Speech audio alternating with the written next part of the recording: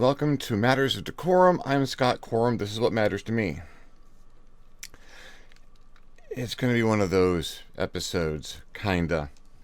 I wanted to talk about the Power Rangers movie, 2017 Power Rangers. Just saw that a little while ago with my family. And spoiler-free section, I liked it. It was pretty good. I enjoyed it. My family enjoyed it. My wife's a huge Power Rangers fan, and she kind of dug it. So yeah, it was good. Go see it. I heartily encourage you. From this point on, anything I say about the Power Rangers maybe go run into spoilers territory. So if you don't want that spoiled for you, you have my permission to cut it here. About halfway through, I'm going to start talking about something else. So the thing of it is that I've been informed, mostly by my son, that my videos are funnier or more engaging when I get upset about things. And I can't really get upset that much about the Power Rangers. A couple things, but not in general. So I'm going to let the conversation about the Power Rangers take me into another subject, a pervasive problem I see in modern filmmaking, certainly modern filmmaking with the superhero genre. And I might get a little upset. Thank you, Ren.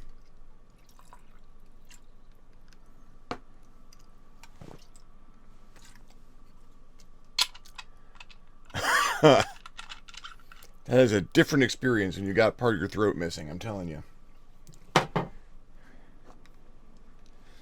So, part one, Power Rangers.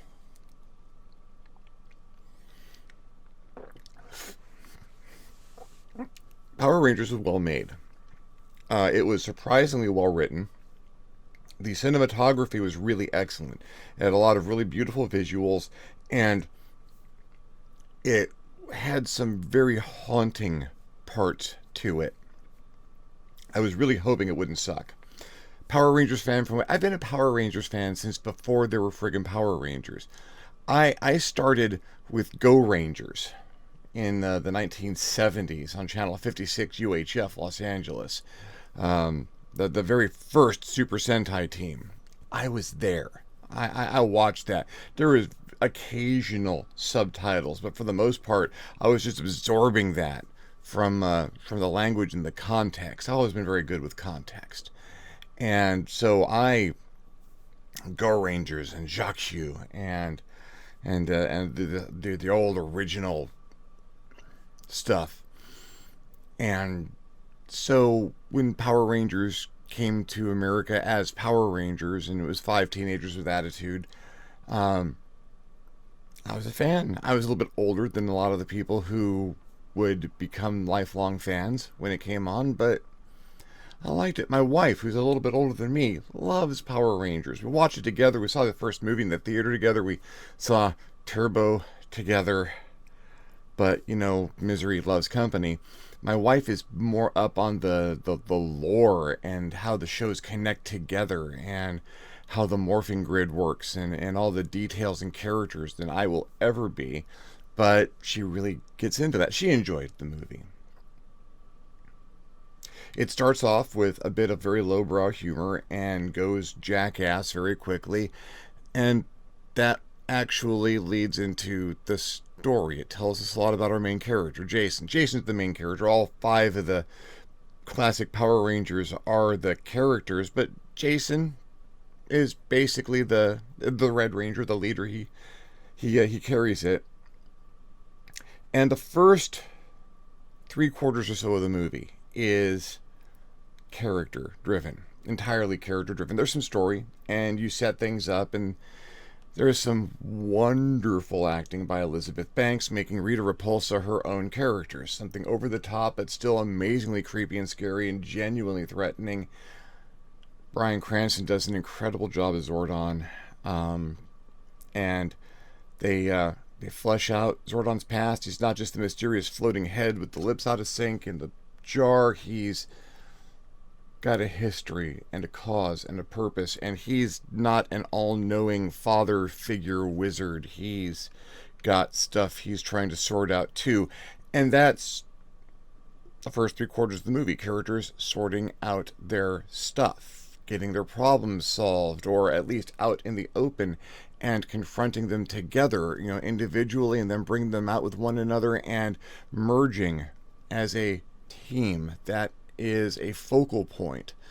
Family, team, group, sacrifice for one another.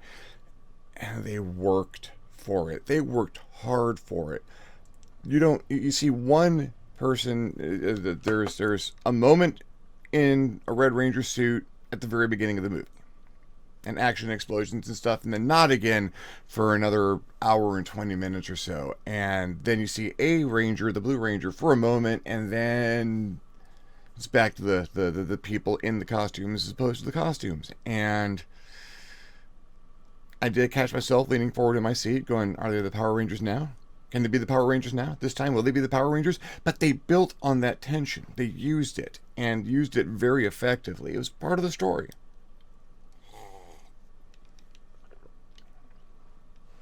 When the Power Rangers showed up, and they did, I liked the new costumes.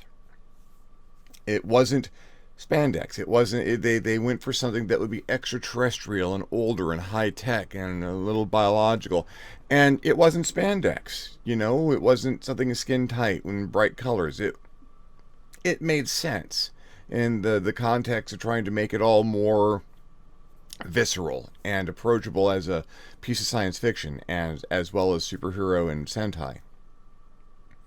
The Zords were confusing and too detailed, and they were not quite as bad as Michael Bay Transformers, but they were about half to 3/4 of the way there. And then the CGI fight at the end was a perfectly acceptable CGI fight at the end. I've seen worse. I saw Turbo. It was way, way better than that. I enjoyed it.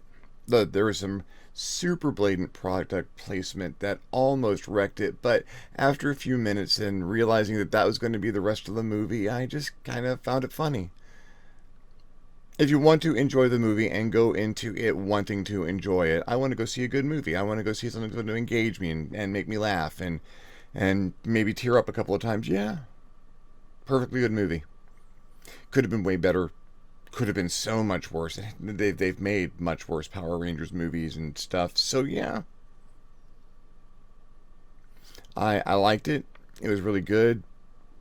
Great writing, great characters, really well acted, and that carried it. Story was engaging, and when they got around to doing Power Ranger stuff in the Power Rangers movie, it was a very Power Rangers movie because they did very Power Ranger stuff. Not nearly enough of it, but it's an origin story, and they worked for it, and yeah, they got their training montages and everything. C plus B minus, maybe a solid B. Maybe a solid B if I'm being charitable.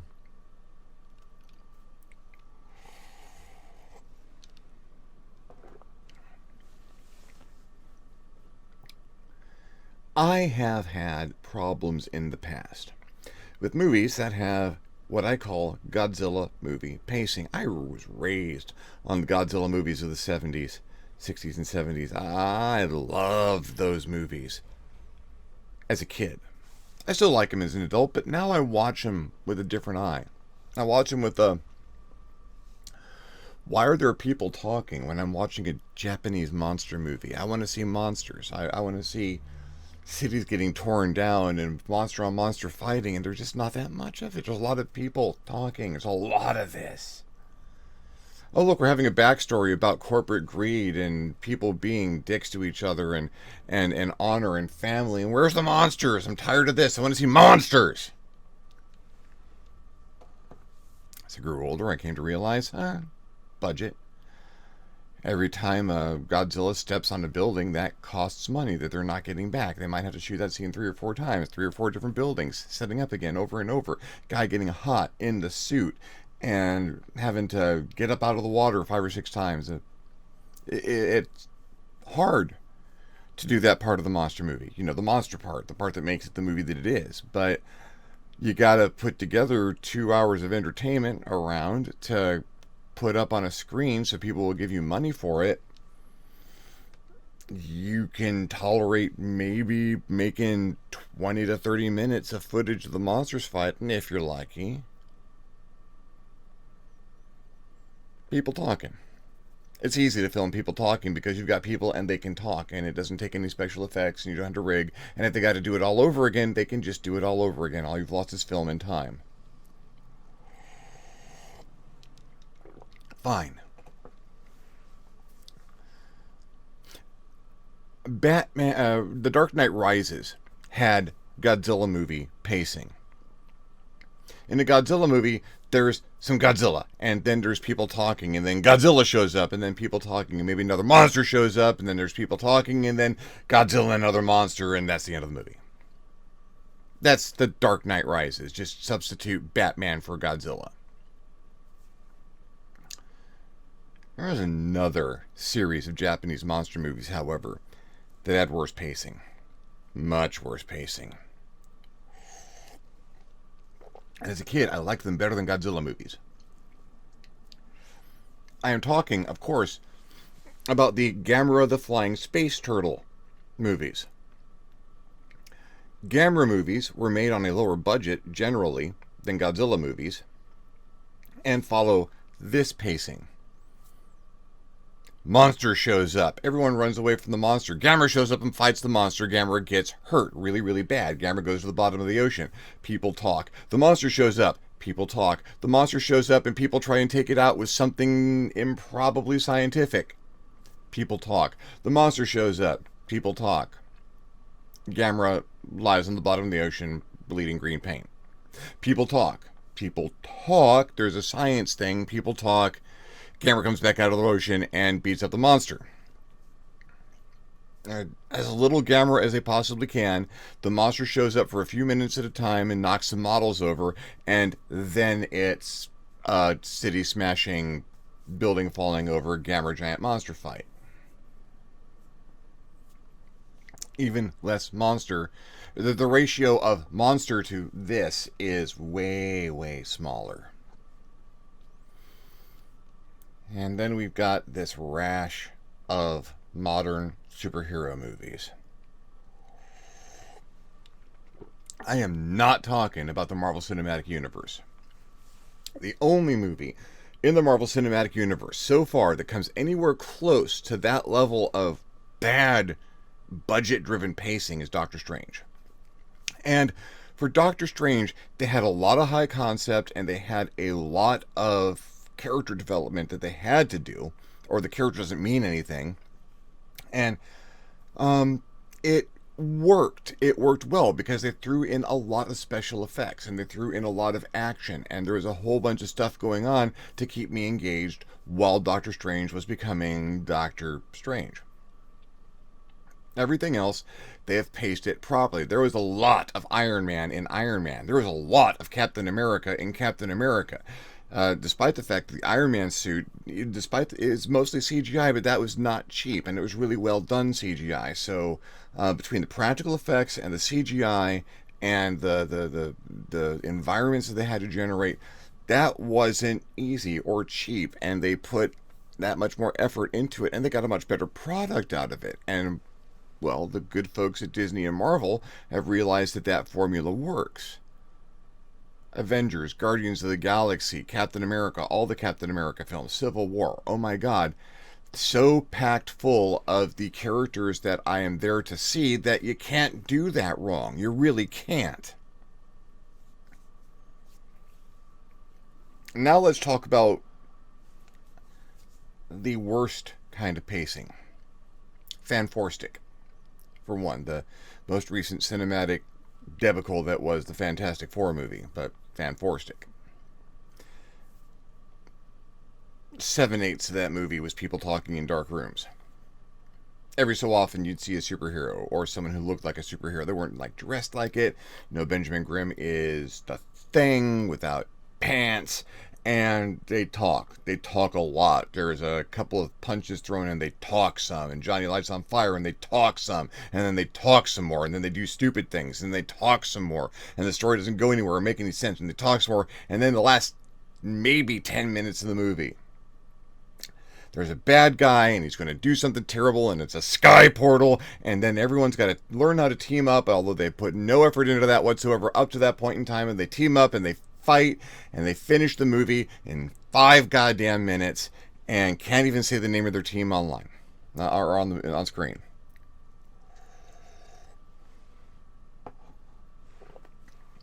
This much this, that much stuff. Stuff I'm there to see.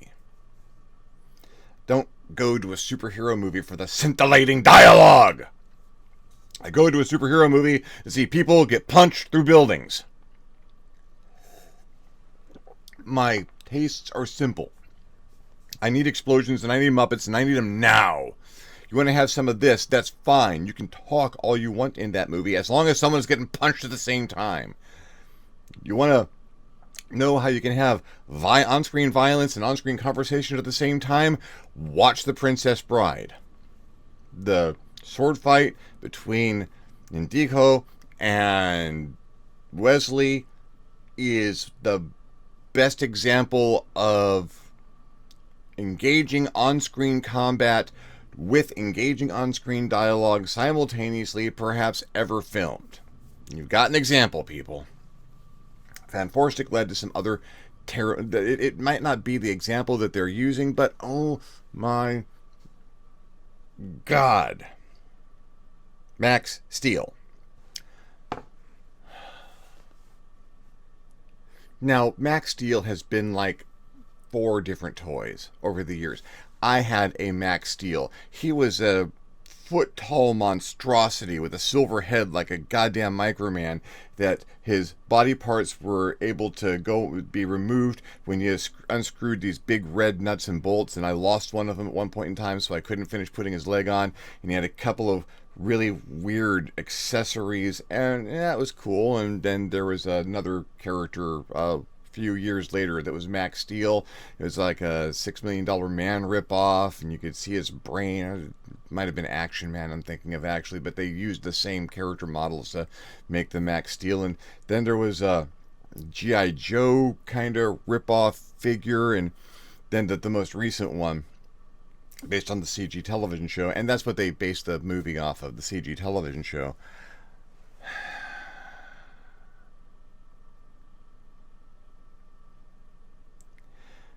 The director decided that to take on this action-oriented, high-energy,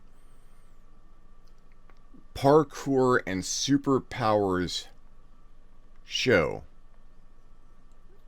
If you like children's programming and you don't mind CGI animation, the most recent Max Steel series, it's a kid's show, but it's well done. The action's good. The writing is passable. It's a little cliched, but it works. It's fun to watch. Andrew and I used to watch it all the time when he was growing up. So, of course, the movie comes out. No one's heard it's coming out, but we just see it show up on Movie Phone, and I'm like, let's go see that. You know, begged my wife for this to be our one movie this month, and we all went. And Max, the director decided it was going to be a body horror movie for the first 3/4 of the movie. And that was an interesting take, but it was a boring as crap body horror movie. Poorly written, terribly acted, didn't make any sense. Max learns some super moves and parkour like 3/4 of the way through the movie, and in the last 5 minutes he's in the suit. The last 5 minutes he's in the suit. There's a giant monster, like maybe 2/3 of the way into the movie. It's a tornado, kind of, with a face. Big, obvious CG effect that Max runs away from a lot. And you only see it every so often, in passing. And then it goes away, and we don't talk about it again, ever. Ever.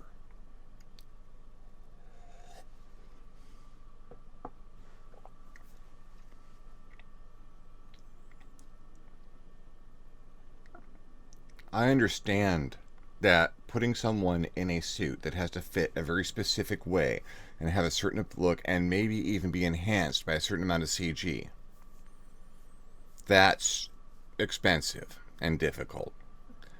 but you're making a movie about a goddamn superhero. You need to have the goddamn superhero in the goddamn movie. This is a really good latte. You can't name the movie after the damn hero and then make the superhero an afterthought. That doesn't work. One of the most egregious examples of this: Batman versus Superman. Oh my God! Every time in the comics Batman and Superman have teamed up, it has been something fairly epic. The world's greatest Batman-Superman comic, where they actually merge their logos and they're teaming up against absolutely everyone else in the DC universe. I collected that. That was awesome. That was beautifully written and really incredible, and I loved it. And the world's finest when they took Batman and Superman, the animated versions, and put them together. That was some of the best TV I have ever seen. It was brilliant and beautiful. And you take that legacy and that history of these characters working together and you put it together into that slop. It doesn't matter that you threw Wonder Woman into it, because you had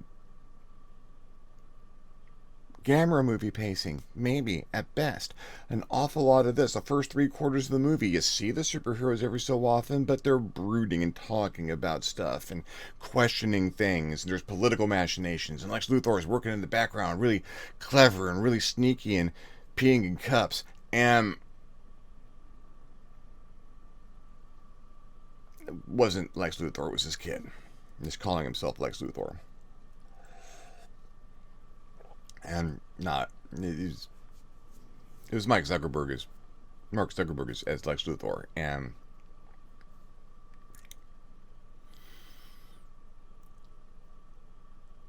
they made fun. It was very self-aware. They made fun of a couple of cliches. Lex is able to call Superman by throwing Lois Lane off a building because, of course, he's going to catch her, and then they're going to have a conversation.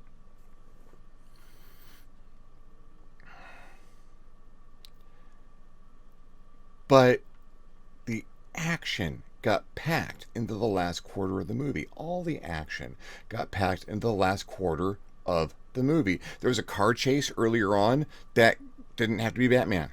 Anyone could have had that car chase. It's not like he was struggling to save people's lives. His code against killing apparently doesn't really apply to vehicular manslaughter, because I'm pretty sure not everyone involved in those crashes made it out alive. Still, all the action packed into the end, and it was okay. It was well done action, and Wonder Woman comes on the scene, and it's epic and beautiful, and the music's correct, and there was a couple of fuck yeah moments, and it was really, really good action.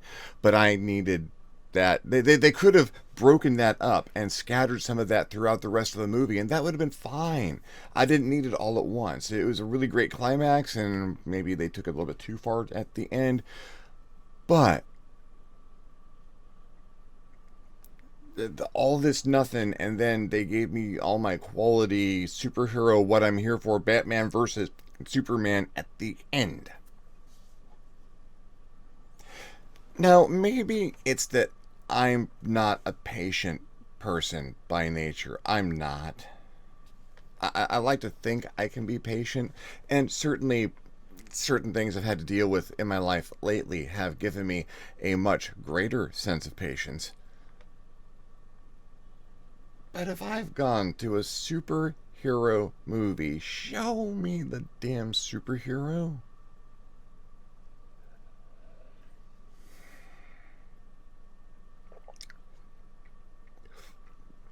My base minimum requirement, my absolute base minimum requirement in a superhero movie, what I will find acceptable pacing wise, I will give you, in an origin movie, and only in the origin movie, the first half of the movie to establish an origin, to have the whatever threat is arising in the world to make it necessary to have a superhero, and the events that this person has to go through that convinces them that they need to be a superhero, and finding their abilities and whatnot. First half of the movie, okay, that's fine. at the halfway point, or just before, I need to see the suit. Doesn't have to be the final version of the suit. It should be. And they need to go into action. There has to be action at that point in time. There should have been some explosions and Muppets before this point in time, but at that halfway point, there must be action. There must be, okay, now I can invest in the superhero because a superhero has shown up. And the superhero doesn't have to, and probably shouldn't, win that first confrontation. It's an origin story. They've got things to overcome and struggle. And getting to the point where they're in the costume does not mean the struggle has ended. It means that they've made the decision and they've made the commitment to put on some spandex and go fight crime. And that's major. It's just another step in the story, however. They should get their butt kicked. If it's a team, they should not gel and they should argue and there should be problems. And they go back and they train, and here's a good place for a training montage. Maybe some at the beginning, but train in the suit. Train as that team. Start calling out attack names. Start working your stuff out. And the violence on the rest of the storyline should be ramping up at this point. Make me afraid that if they don't get that stuff worked out, the world is going to end. The city's going to fall down. Everyone's going to die. Fort Knox is going to go away. I don't care what it is. As long as it's not a sky portal, because I've seen plenty of those now.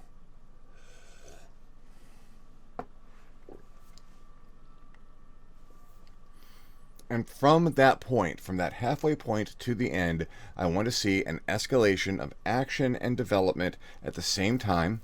It's not hard, because overcoming struggles is some of the best foundation laid for writing character. And it doesn't matter if they're in armor, a suit, a team, or what have you. Start ramping that up from there.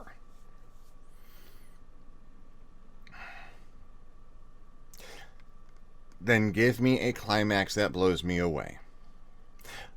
I don't need to see a complete victory, and I shouldn't. It should come at a cost. There should be some sacrifice. Throw a couple of Mary Sue characters in there, or a minor character from the original property, and kill them. Do not kill the main character. You've got sequels to make. I just saw the origin story. I want to see the serialization of what goes on from here.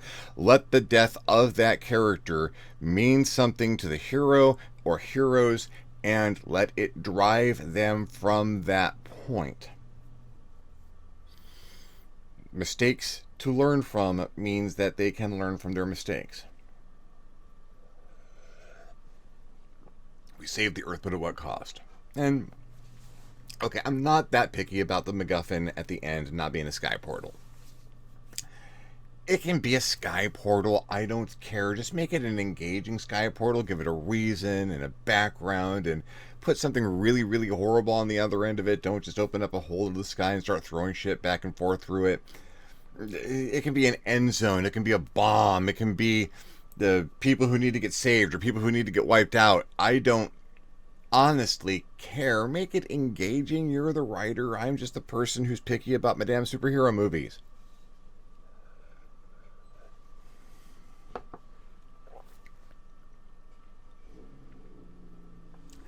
It doesn't sound that hard. And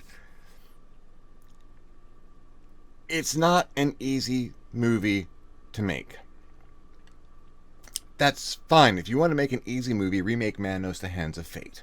That's one of the easiest possible movies that you could make. Go for it. Remake that, and I think someone actually is remaking Manos: The Hands of Fate. And I really hope I get a chance to see that when it comes out. It's a terrible movie. Make The Room. Make any one of 1,000 rom-coms with 3 locations and 8 characters. Make an easy movie if you want to make an easy movie, but if you want to make a superhero movie, then put the time and effort into making a superhero movie. The genre should be difficult to produce, but easy to write and pace correctly. Comic books have been doing it forever.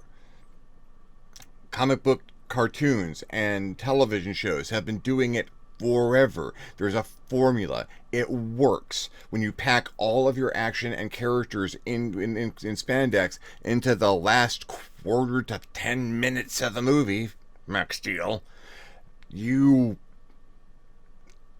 have wasted a huge amount of my time.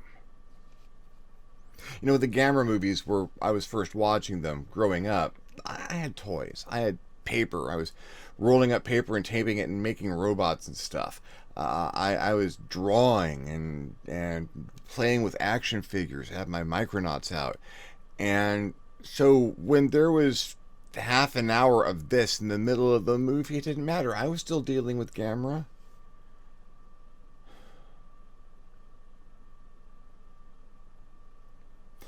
But now I'm older and I watch movies for their quality, and I don't just look up when I hear the monster roar. I'm trying to follow the movies.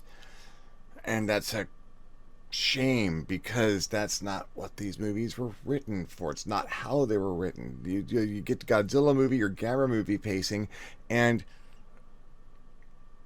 unless it's one of the rare gems that makes the entire thing for the audience that the monster fight is there for, then you're gonna lose me. I fall asleep to some Godzilla movies these days.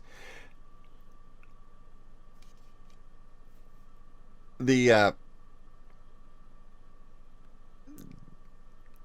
difference, the Godzilla movies I can stay awake for: Terror of Mechagodzilla and Godzilla versus Megalos, because they kept the material between the monster fights kid friendly. Terror of Mechagodzilla has alien gorilla men running around shooting things with lasers and spies shooting back at them, and that was awesome. And Godzilla versus Megalon has the best Mary Sue character ever written for anything, a robot named Jet Jaguar who could fly and could program himself to become giant so he could fight with Godzilla. And I don't care if Joel and the bots are in their theater seats in front of it. I'll watch the crap out of that. Twice in a row, no popcorn, just straight. I'll mainline that. Bruce Wayne planting listening devices and then arguing with Diana Prince about who it belongs to is not for the audience that a fight between Batman and Superman is there for to see.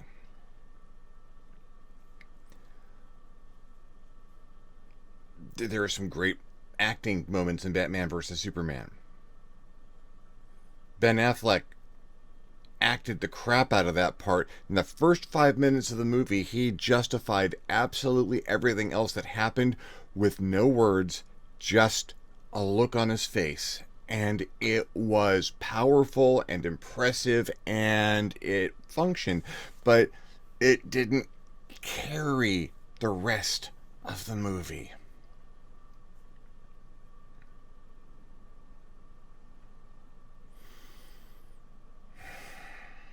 So, if you're going to make a superhero movie, and, you know, why wouldn't people who make superhero movies watch me on YouTube? Spread it out. Give me the actual superhero. Let me see their struggles while they're in the costume instead of just outside of it. Spend some time and money with the character that I'm there to see. Clark Kent isn't Superman. Clark Kent can do amazing things, but until he's in the spandex, he's just some reporter who can kill people by looking at them too hard. Show me Superman. Show me Max Steel punching monsters. Show me the Power Rangers. Show me the Power Rangers fighting, I don't care, guys in suits. The new putties are awesome. The rock monsters with uneven numbers of limbs and stuff, and they're fun. But show me the Power Rangers as the Power Rangers doing Power Ranger things. Let there be over-the-top kung fu and acrobatics and wire work. And then after you've done that for a while and not escalated, then you get to get in the Zords when the giant monster shows up, but not until then. Show me what I've come to see. Show me the name on your movie. That's it. It's not hard. Or maybe it is hard, but with what we're paying for movie tickets these days, come on. You can do better than that. Well, thanks for following me through this rant. I do feel strongly on the subject, and I needed to rant about something, I suppose, and I'm not touching politics or religion for a while because it's bad for my blood pressure. So, thanks. If you enjoyed the video, give me a thumbs up. If you didn't enjoy it that much, go ahead and give me a thumbs down. Feedback is feedback. If you have any questions or comments, or how do you feel on the subject, if there's any movies that you think had terrible pacing, or superhero movies that you do and don't want to see, maybe things that haven't been made yet that you'd like to see on the screen, leave me a comment. You'll enjoy leaving me a comment. I'll enjoy reading one, and leave me suggestions for things you want to see me talk about, stuff happening in the future. If you really dig the video and want to see them come out, when they come out, hit the subscribe button. I love getting subscriptions. That's a number I really want to see go up. Get my numbers up there and spread my influence throughout all YouTube land. If you really like the video, pop on over to my Patreon page, www.patreon.com/DeCorum, and consider donating. Absolutely anything helps, and lets me make more and better videos, and I'm getting pretty close to the goal where I'm going to start throwing fight choreography and stuff in, and maybe Uncle Drac will go back into some action against some ninjas or something. In the meantime, thanks for watching. I'm Scott Corum, this is what has mattered to me, and I will see you next time on the next Matters of DeCorum.